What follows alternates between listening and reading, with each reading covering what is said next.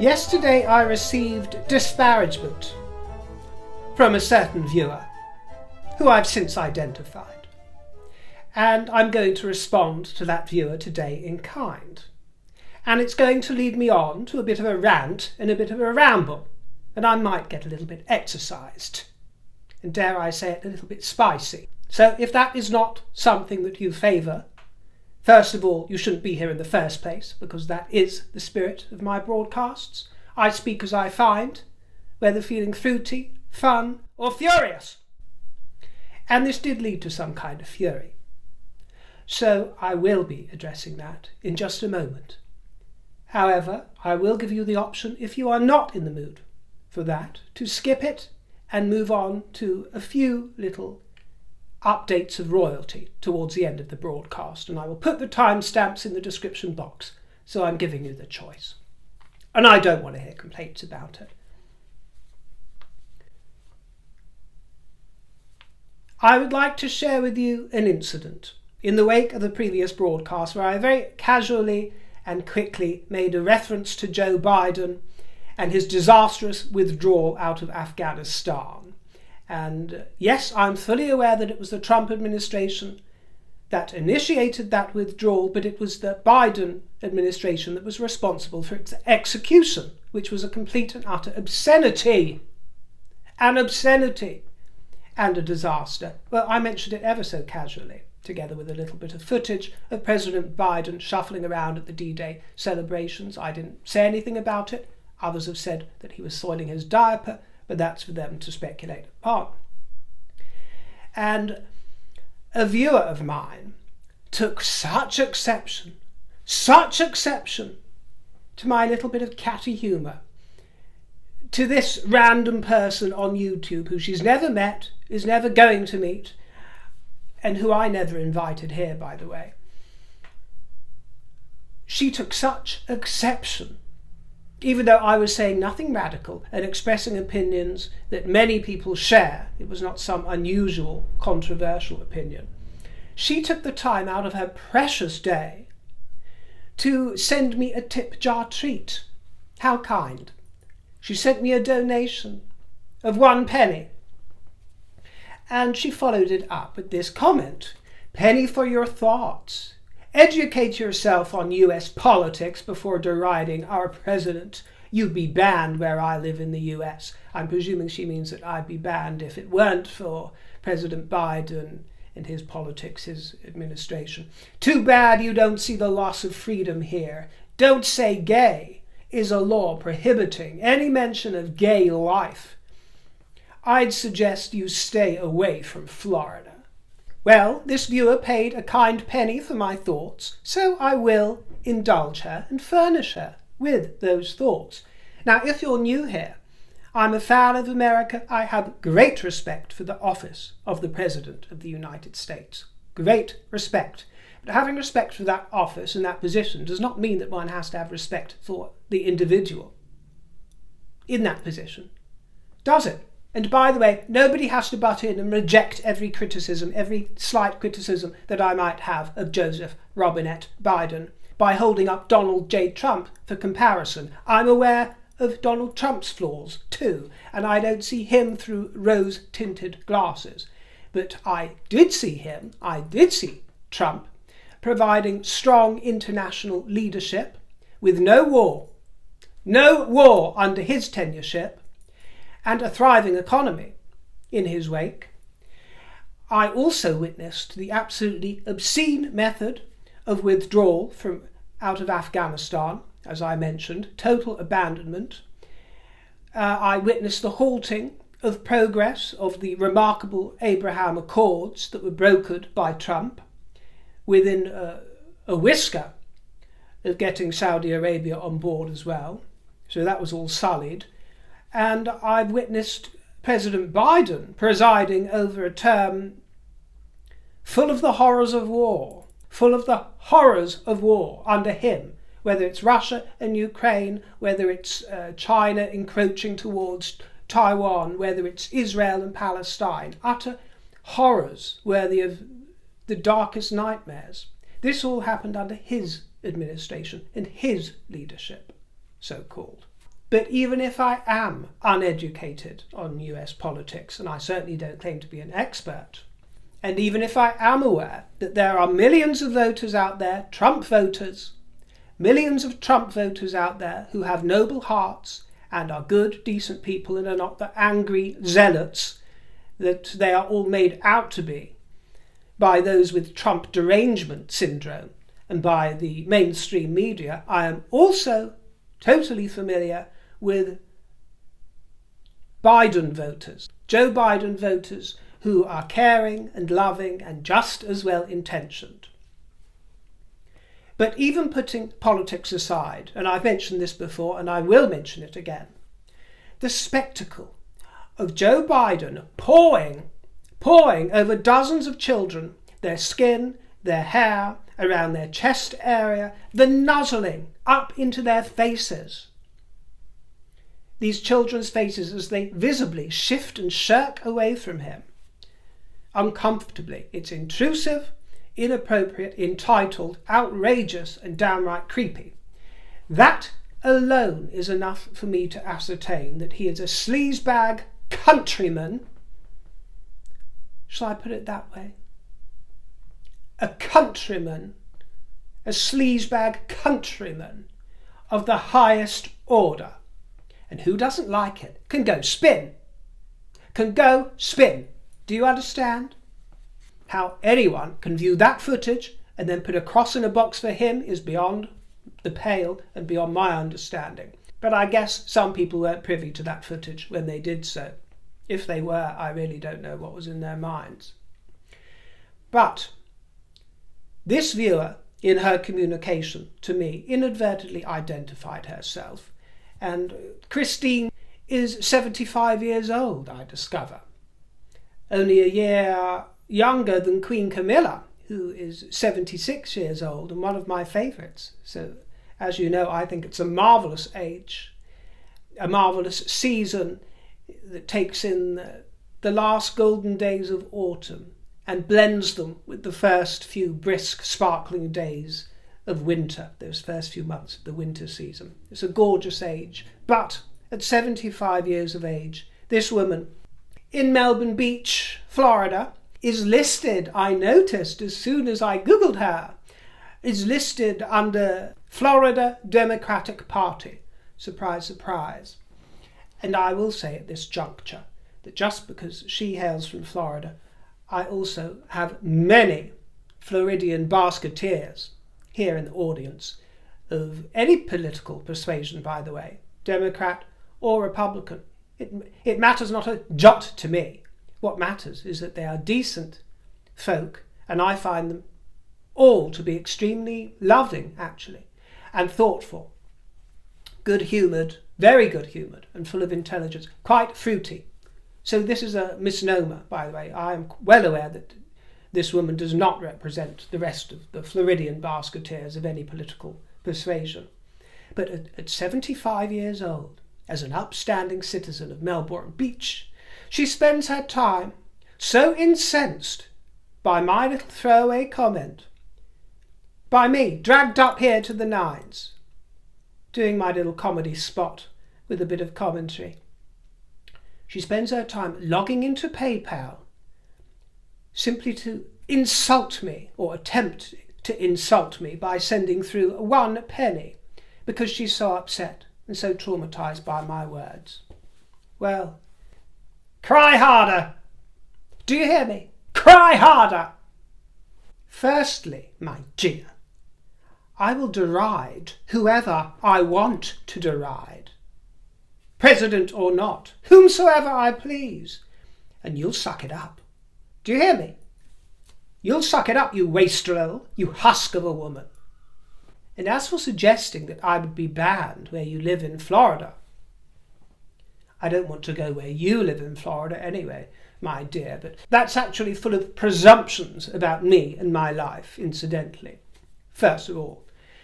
But regardless, you, I've seen, happen to be a 3-hour drive away along the coast from Miami, which is my mother's second home, as I've mentioned before. She adores Miami, you can't put her out of it, and she's got many gorgeous friends there, of all persuasions, I've got to add.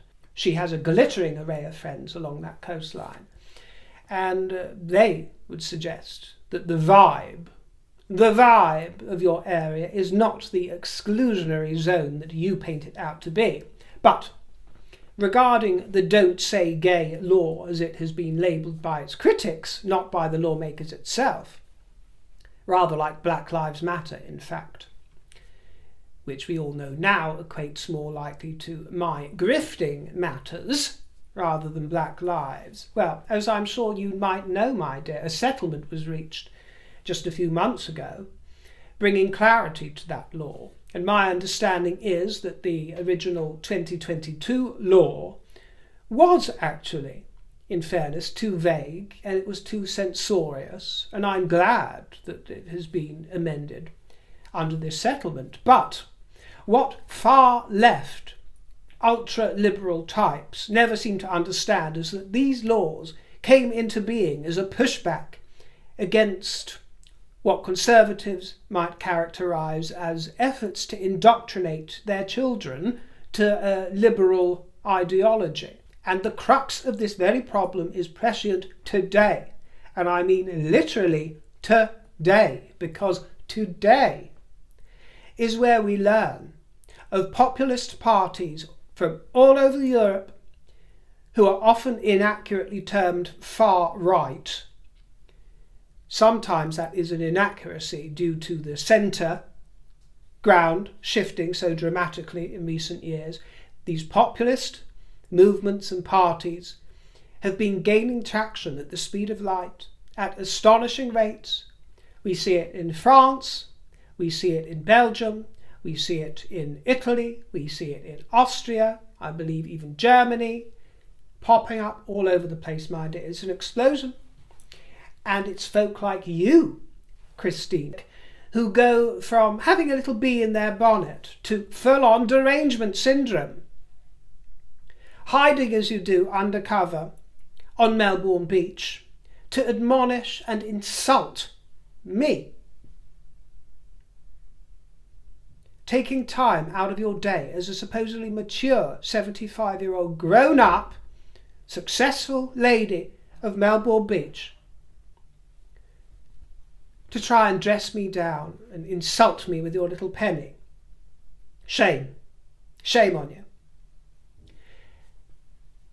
A direct line can be drawn from folk like you on the loony side of left, not the moderate, rational, lovely lefties out there, who I have absolutely no criticism for whatsoever. I'm talking about those on the far loony left who don't realise how far loony and how far left they've gone. A line can be drawn from you and your behaviour all the way to today. What has emerged today and what is going to continue emerging over the next few months, I'd wager, where the success of the populist right-wing parties and movements are celebrating in their hundreds of thousands. Trump, for example, who I'm quite sure that this creature would have disparagement for, wouldn't actually exist, politically speaking, without creatures like you. Without creatures like you. If you think he's a monster, Trump's a monster, you created the monster. Sugar tits, you created the monster. And as for Biden, if you adore that pervy, sleazebag, countryman, if you happen to adore him, that's your affair, my dear. That is your affair. But don't you dare bring your objections to my feelings on him to my doorstep.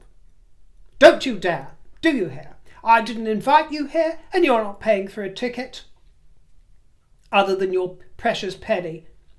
So shut your trap, you impudent baggage. You lonely woman. But here on the broadcast I turn lemons into lemonade. And that is why I decided to indulge your request. So nobody has to say, oh, you should ignore her, pipe down, River. No, my dear, I'm addressing her for my benefit. Don't you understand? Yes, a penny for my thoughts indeed. You might have paid just 1 penny for them, my love, but you also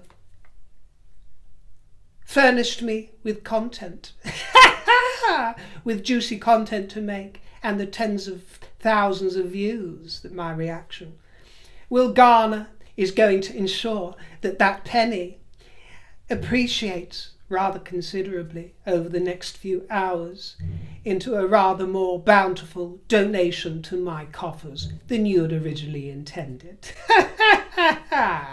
But what we're seeing today, with all the election results coming through from over Europe that are leaning towards the right quite vigorously, and also what we're seeing here in the kingdom, movements, something in the air, patriotic protests and marches emerging.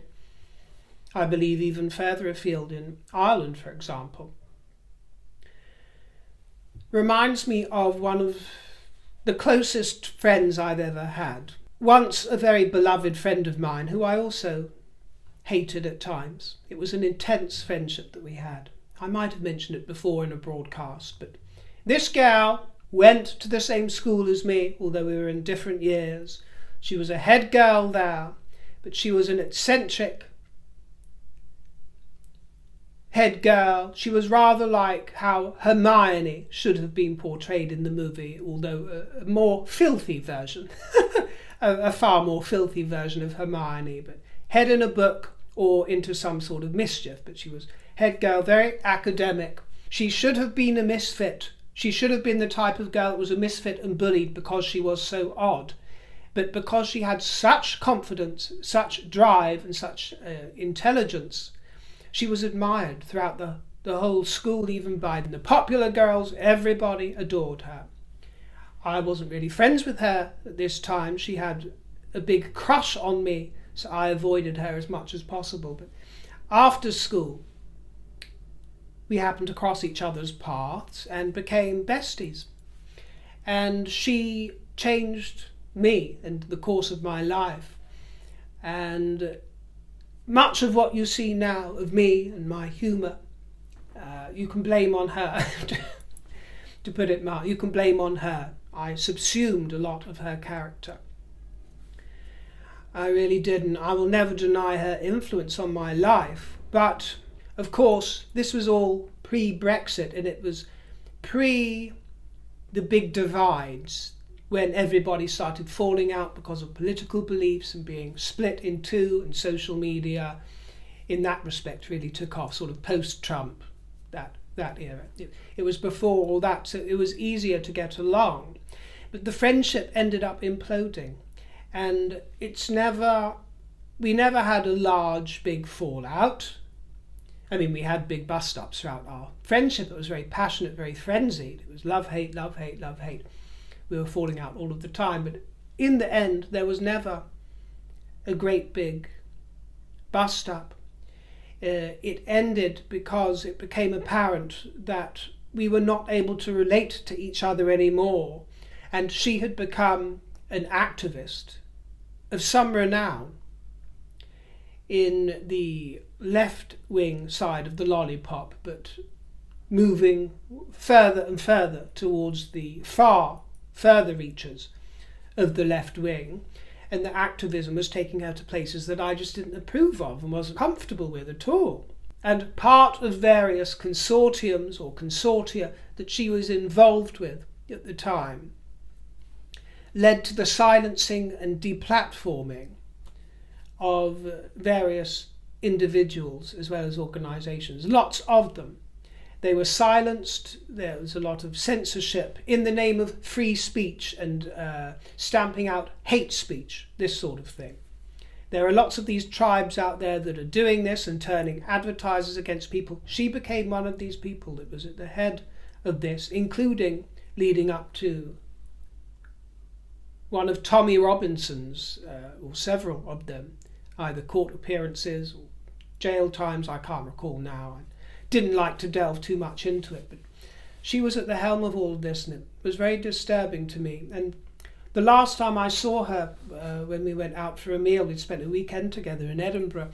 We went out for a meal at the Witchery, fabulous hotel, sort of B&B in Edinburgh. The Witchery, fabulous it was.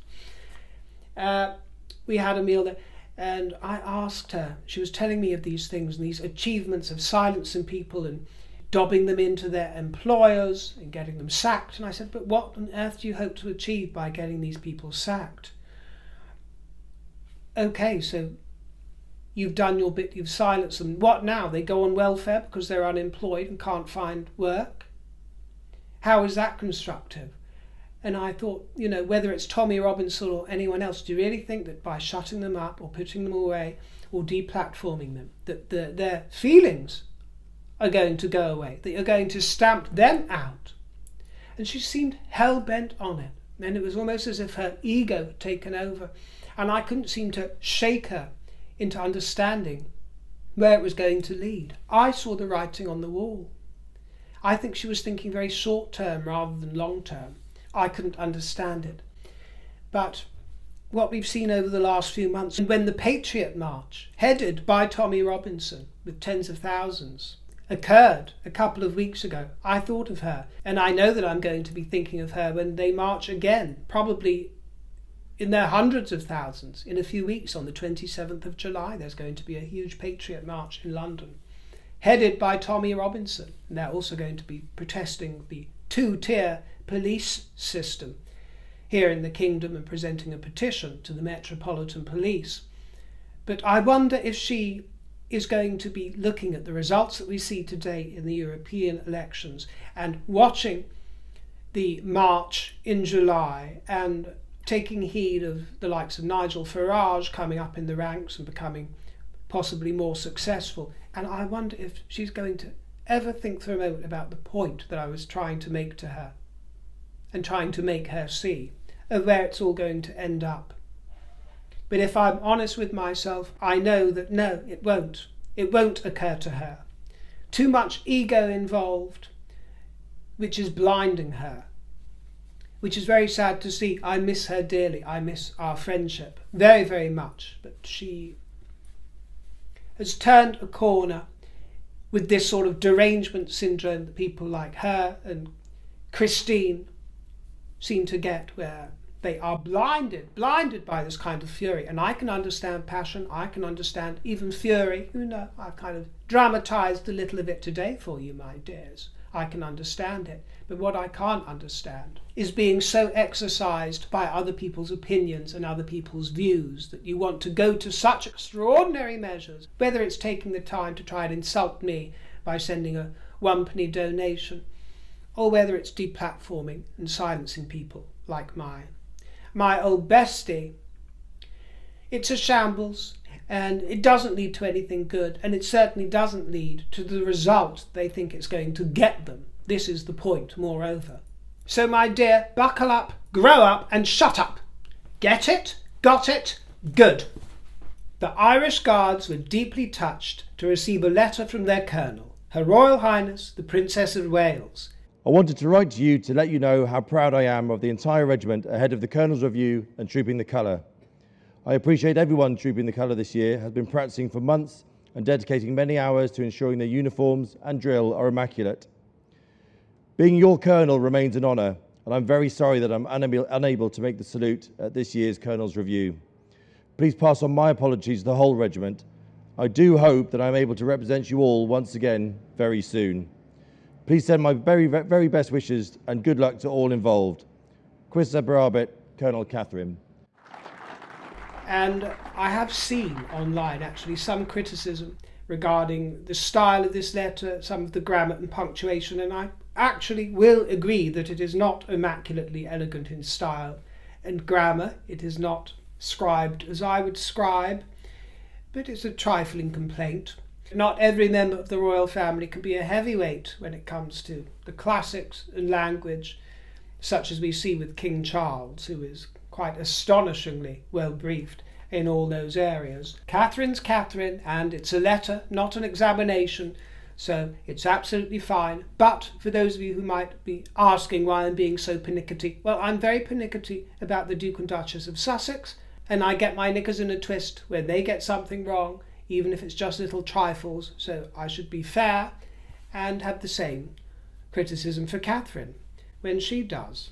But regards to those who might have criticism for her signing off as Colonel Catherine, because I've seen some quarters making fun of that moniker, Well, they are under some sort of misapprehension, my dear, because the Colonel title is purely honorific. It's an honorific title which allows Catherine a degree of informality for a start, and it is tradition. British Army regiments traditionally and typically have a royal or a retired military officer of prominence and esteem with connections to the regiment. It's entirely in keeping with tradition. And isn't it heartwarming to know that she continues her recovery at home and is doing well, as far as we know, as what Prince William has told us in snatches of conversation with veterans. And it was a lovely affair for the Queen at her Reading Room Festival in Surrey at Hampton Court Palace, where she told Lee Child that the King is doing fine but won't slow down and won't do what he's told. And she spent time with her son, Tommy, and they had a good old giggle time together, cosy. She met many reading enthusiasts and authors at this festival. There were lots of Americans, I noticed there actually. They were very ebullient, very sunny, and also very deferential. There was so much courtesy shown from the Americans, deep courtesy, including from Emily Griffin, who is a best-selling author, and she is a huge fan of royalty, it turns out. When I saw her in this clip, this footage, I did a little search about her, and she's a huge fan of royalty. She actually camped out 2 nights at the coronation on the streets, I think, at least that's what she told the Queen. She told the Queen it was the honour of her lifetime to be in her presence. And it turns out that she was slagging off Meghan a few years ago in 2020. She was making her feelings known online, and eventually she did apologise for some of those comments. She said that she would try to do better. And to be honest, the comments she made about Meghan not being particularly maternal and this kind of thing, I don't think that they behooved her.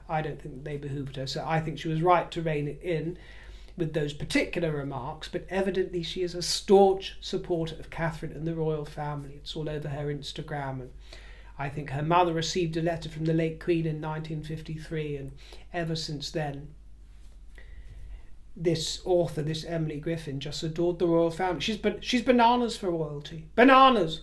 Nuts for royalty. Many Americans are. It's wonderful. And she describes herself as a progressive Democrat who happens to also be a royalist. And she wrote an article, a very fair article, I think, in 2023, acknowledging the Harkles' pain, but also asking the pertinent and reasonable questions that all of us ask all the time. Actually, I wouldn't be at all surprised to find out that she's a basketeer.